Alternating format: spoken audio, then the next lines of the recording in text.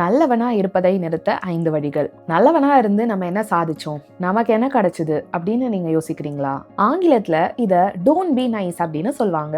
அதே தமிழ்ல சொல்லும்போது என்ன இவங்க நல்லவனா இருக்காதீங்கன்னு சொல்றாங்க அப்படின்னு உங்களுக்கு தோணலாம். ஆனா நல்லவன் அப்படிங்கிற வார்த்தையை விட அதுக்கான உணர்ச்சியை நம்ம புரிஞ்சுக்கணும். பீயிங் டூ நைஸ், அதை பத்தி தான் நான் இந்த வீடியோல எக்ஸ்பிளைன் பண்ண போறேன். நான் ரொம்ப நல்லவன் அப்படின்னு சொல்ற நிறைய பேருக்கு தெரியாது அவங்க நல்லவனாவே இருக்க ட்ரெயின் பண்ணப்பட்டிருக்காங்க அப்படின்னு. எல்லாத்தையும் அட்ஜஸ்ட் பண்ணிக்க, என்ன நடந்தாலும் அமைதியா இருக்க, களைப்பா இருந்தாலும் வெளியே காமிச்சுக்காம சிரிச்சுட்டே இருக்க, கோபம் வந்தாலும் தனக்குள்ளேயே அடக்கி வச்சுக்க, தப்பானவர்கள் கிட்டயும் விசுவாசமா இருக்க.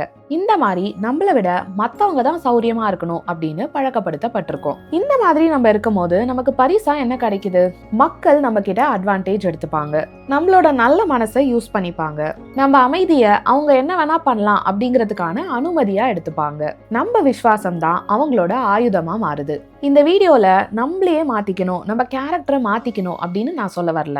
நம்ம குணமே நமக்கு பாரமா ஆகிறதுக்கு முன்னாடி நம்மளையும் நம்ம எனர்ஜியையும் எப்படி சேவ் பண்ணிக்கலாம் அப்படிங்கறத நம்ம டீடைல்டா பார்க்க போறோம். இரக்க குணம் அப்படிங்கிறது நல்ல மனுஷங்களுக்கு இயற்கையா இருக்கக்கூடிய ஒரு விஷயம் தான். ஆனா இந்த மாதிரி எல்லாருக்குமே இனிமையா இருக்கிறத சர்வைவல் ஸ்ட்ராட்டஜி, அதாவது இத நம்மள பிரச்சனையிலேந்தும் காயத்திலேந்தும் பாதுகாக்கக்கூடிய ஒரு கருவியா இதை நம்ம பயன்படுத்த கூடாது. இப்படி நம்ம பண்ண அதுவே நம்மளோட நிரந்தர பழக்கமாகி இதனாலேயே நம்மளோட மன அமைதியை தொலைச்சிருவோம். இத பத்தி நிறைய பேசலாம். இந்த வீடியோவை ஸ்கிப் பண்ணாம கடைசி வரைக்கும் பாருங்க.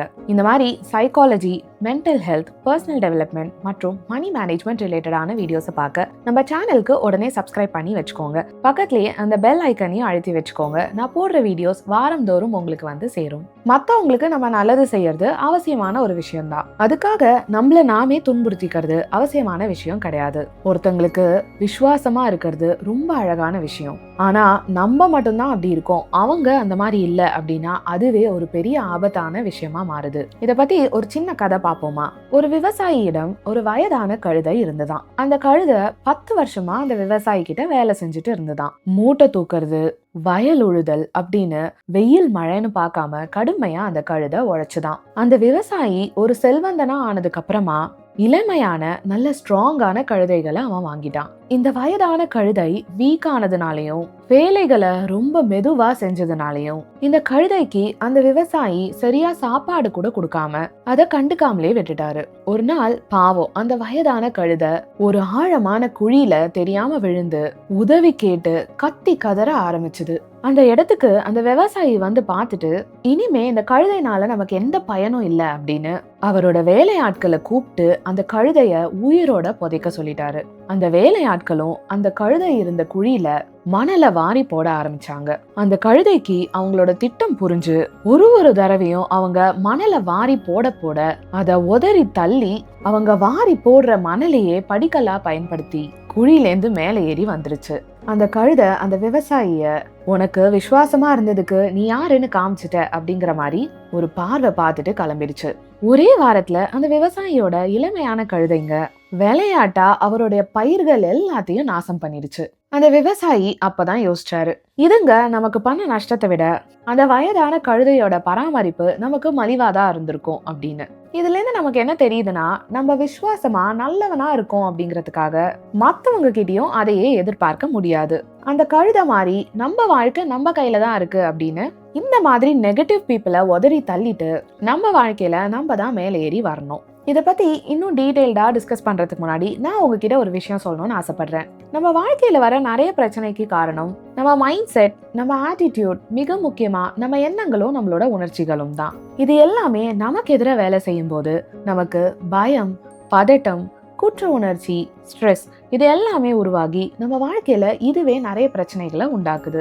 என்னோட பிரைவேட் கன்சல்டேஷன் செஷன்ஸ்ல லைஃப் ரீசெட் ஃபார்முலா அப்படிங்கிற மெத்தடை யூஸ் பண்ணி எப்படி நீங்க உங்க மைண்டை உங்களுக்கு சாதகமாக்கிக்கலாம் அப்படின்னும் உங்களோட மைண்ட் செட்டை வச்சு எப்படி நீங்க மன அமைதி, நிம்மதி, வெற்றி, அன்பை ஈர்க்கலாம் அப்படின்னு முழுமையா தெரிஞ்சுப்பீங்க. இதை பத்தி இன்னும் விவரங்களுக்கு கீழே இருக்கிற என்னோட மெயில் ஐடியா கான்டாக்ட் பண்ணுங்க. இந்த மெத்தடை நீங்கள் அப்ளை பண்ணுறது மூலமாக உங்கள் ஒர்க் பர்ஃபார்மன்ஸில், உங்கள் ரிலேஷன்ஷிப்பில், உங்கள் ஹாப்பினஸில் 80-90% இம்ப்ரூவ்மெண்ட் நிச்சயம் பார்க்க முடியும். பகவத்கீதையில் அருமையாக ஒரு விஷயம் சொல்லப்பட்டிருக்கு. நம்மளோட இரக்க குணமும் நம்ம மற்றவங்க கிட்ட இனிமையாக நடந்துக்கிறதும் நம்மளோட வீக்னஸ்லேருந்து வரக்கூடாது, நம்மளோட மன தெளிவுலேருந்து தான் வரணும் அப்படின்னு சொல்கிறாங்க. நீங்கள் ஒரு ஆஃபீஸில் ஒர்க் பண்ணுறீங்க, உங்கள் டீம்மேட்ஸ் கிட்ட கோவம் வந்தால் நல்ல கத்தி சண்டை போடு அப்படின்னு நான் சொல்லலை. பெப்சியோட ஃபார்மர் சேர்மேன் இந்திரா நோயி சொன்னது. அவங்களுக்கு இதை ஸ்டீவ் ஜாப்ஸ் அட்வைஸா கொடுத்துருக்காரு. எப்பயுமே நம்ம ஒர்க் பண்ற டீம் கிட்ட கோவப்படாத, எமோஷன்ஸை கண்ட்ரோல் பண்ணணும் அப்படின்னு தான் நம்ம நினைக்கிறோம். ஆனா இவங்க என்ன சொல்றாங்கன்னா, ஒரு சில்லான என்வாயர்மெண்ட்ல நம்ம ஒர்க் பண்ணும்போது சில விஷயங்கள் நடக்கல அப்படின்னா நம்மளோட ஃப்ரஸ்ட்ரேஷனை வெளியே காமிக்கிறது ரொம்ப முக்கியம். இந்த மாதிரி நம்ம பண்ணும்போது தான் அந்த விஷயம், அந்த வேலை எவ்வளோ முக்கியம், நம்ம அதை எவ்வளோ பர்ஃபெக்டா எதிர்பார்க்கிறோம் அப்படிங்கிறத மற்றவங்களுக்கு புரிய வைக்க முடியுமா.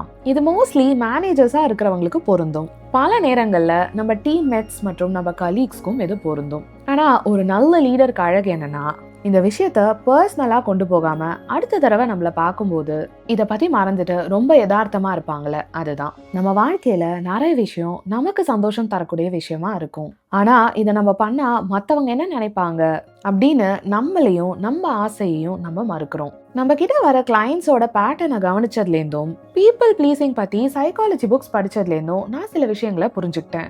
இந்த மாதிரி இனிமையான மனிதர்கள் நிஜமாலே அவங்க மனசுல இருக்கிறத வெளியே காமிக்கிறது இல்ல, அவங்க பயப்படுறாங்க. மனிதர்களை பார்த்து பயப்படுறாங்க அப்படின்னு சொல்ல வரல, நம்மள யாருக்கும் பிடிக்காம போயிடுமோ, நம்மள ஜட்ஜ் பண்ணிடுவாங்களோ, நம்மள ஒதுக்கி வச்சிருவாங்களோ அப்படின்னு பயப்படுறாங்க. இந்த மாதிரி பயம் உங்களுக்கும் இருந்தா கமெண்ட்ல ஷேர் பண்ணுங்க. நம்ம எல்லாருக்குமே நல்லது பண்ணணும் அப்படிங்கிறது ரொம்ப நல்ல விஷயம். ஆனா அந்த எல்லாரும் அப்படிங்கிறதுல நீங்களும் இருக்கீங்க அப்படிங்கிறத புரிஞ்சுக்கோங்க. எப்பயுமே நல்லது கெட்டது அப்படிங்கிறது ரெண்டு எக்ஸ்ட்ரீமான விஷயம் கிடையாது. நம்மளால இது ரெண்டுத்துக்கும் நடுவுல இருக்கவே முடியாது அப்படின்னு நினைக்கிறோம். ஆனா நம்ம யாருமே எப்பயுமே எல்லாருக்குமே நல்லது நினைக்கவே முடியாது. அதே மாதிரி நம்ம யாருக்கு வேணா என்ன வேணா செய்யலாம், எதுவுமே தப்பு இல்லை அப்படின்னு நினைக்க கூடாது. எந்த ஒரு ரிலேஷன்ஷிப்பா இருக்கட்டுமே, நம்ம பார்ட்னர்ஸா இருக்கலாம், நம்ம குழந்தைகளா இருக்கலாம், நம்ம பெற்றோர்களா இருக்கலாம், நமக்கு தேவையான விஷயங்களும் பண்ணணும், அவங்களுக்கு தேவையான விஷயங்களும் பண்ணணும். நம்ம லைஃப்ல எப்பயுமே இந்த பேலன்ஸை மெயின்டைன் பண்ணிட்டே இருக்கணும். ஒரு ரிசர்ச் படி நம்ம எப்பயுமே நல்லவனா இருக்கணும், மற்றவங்களுக்கு நம்ம நல்லவனாவே தெரியணும் அப்படின்னு யோசிக்கிறவங்களுக்கு நிறைய இம்யூன் சிஸ்டம் ரிலேட்டடான நோய்கள் வருது அப்படின்னு கண்டுபிடிக்கப்பட்டிருக்கு. இதுக்கு நம்ம மற்றவங்களை இம்ப்ரெஸ் பண்ணணும் அப்படிங்கிற ஒரு ஸ்ட்ரெஸ்ஸே பெரிய காரணமா இருக்கு. இந்த ஸ்ட்ரெஸ் வெறும் வேலை பலுனாலேயோ இல்ல மற்ற கவலைகள்னாலேயோ மட்டும் வருதில்ல, நிறைய நேரத்துல நம்ம மனசுக்குள்ள ஏற்படுற இன்டர்னல் கான்ஃபிளிக்ஸ்னால வருது. இன்டர்னல் கான்ஃபிளிக்ஸ் அப்படிங்கிறது உள்மன போராட்டம். நல்லவனாவே தெரியணும் அப்படிங்கிறவங்களுக்கு எப்பயுமே மனசுக்குள்ள ஒரு குழப்பமும் பயமும் இருந்துட்டே இருக்கும். எனக்கு ரொம்ப டயர்டா இருக்கு, ஆனா நான் நோ சொன்னா அவங்க கோவப்படுவாங்க, நம்மள அவங்க ஒதுக்கிடுவாங்க. இந்த மாதிரி நம்ம மனசுல நிறைய போராட்டங்கள் ஏற்படும் போது நம்ம மூளையில எவ்வளோ டென்ஷன் உண்டாகும்ல. நல்லவனா இருக்கிறதுக்கும் நல்லவனா தெரியறதுக்கும் நிறையவே வித்தியாசம் இருக்கு. எல்லா இடத்துலயும் நம்ம நல்லவனாவே காமிச்சுக்கணும் அப்படிங்கிற அவசியம் இல்லை. நம்ம யதார்த்தமா இருந்தாலே போறோம். நிறைய இடங்கள்ல நம்ம விசுவாசமா இருக்கோம்னு நம்மள நாமே கைவிட்டுறோம். நம்மள நல்ல விதமா காட்டிட்டா நமக்கு மன அமைதி வரும் அப்படின்னு நினைக்கிறோம். ஆனா இப்படி நம்ம உணர்ச்சிகளை கட்டுப்படுத்தி வைக்க வைக்க ஒரு நாள் அது பூகம்பமா வெடிக்கும். நம்ம வாழ்க்கையில ஒரு பேலன்ஸும் தைரியமும் நம்மள நாமே மதிக்கிறதும் ரொம்ப இம்பார்ட்டண்ட்டான விஷயம். கம்யூனிகேஷன் ஸ்கில்ஸ் அப்படிங்கிறது இந்த காலகட்டத்துல எவ்வளவு முக்கியமான விஷயம் அப்படின்னு நம்ம எல்லாருக்குமே தெரியும். இப்படி பேச தெரிஞ்சா வெற்றி தான் அப்படிங்கிற தலைப்புல நான் நம்ம சேனல்ல ஒரு வீடியோ பண்ணியிருக்கேன். அந்த வீடியோவில் அசர்ட்டிவ் கம்யூனிகேஷன் ரிலேட்டடாக நிறைய டெக்னிக்ஸை நான் ஷேர் பண்ணியிருக்கேன். அந்த வீடியோக்கான லிங்க்கையும் இந்த வீடியோவோட ஃபர்ஸ்ட் கமெண்ட்ல பின் பண்ணியிருக்கேன். செக் பண்ணி பாருங்க. நீங்கள் மற்றவங்களோட எப்படி கான்ஃபிடென்ட்டாக அசர்ட்டிவாக கம்யூனிகேட் பண்ணலாம் அப்படின்னு கண்டிப்பாக தெரிஞ்சுப்பீங்க.